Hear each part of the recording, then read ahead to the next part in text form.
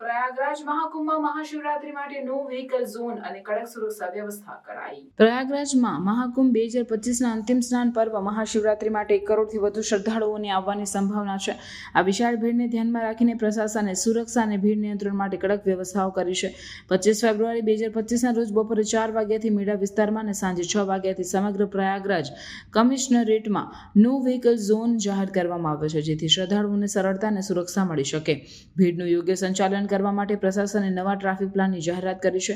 શ્રદ્ધાળુઓને નજીકના ઘાટ પર સ્નાન કરવા માટે પ્રોત્સાહિત કરવામાં આવી રહ્યા છે, જેથી ભીડનું વિતરણ સમાન રહી શકે। ઉદાહરણ તરીકે દક્ષિણ ઝુંસીથી આવતા શ્રદ્ધાળુઓએ સંગમ દ્વારા એરાવત ઘાટ પર સ્નાન કરવાનું સૂચન આપવામાં આવ્યું છે, જ્યારે ઉત્તર ઝુંસીથી આવતા શ્રદ્ધાળુઓ સંગમ હરિશ્ચંદ્ર ઘાટ અને સંગમ ઓલ્ડ જીટી ઘાટ પર સ્નાન કરી શકશે। સુરક્ષા વધારવા માટે મુખ્ય સ્નાન ઘાટો, પ્રવેશ માર્ગો અને પાર્કિંગ સ્થળોએ સીસીટીવી કેમેરા દ્વારા નિગરાણી કરવામાં આવી રહી છે।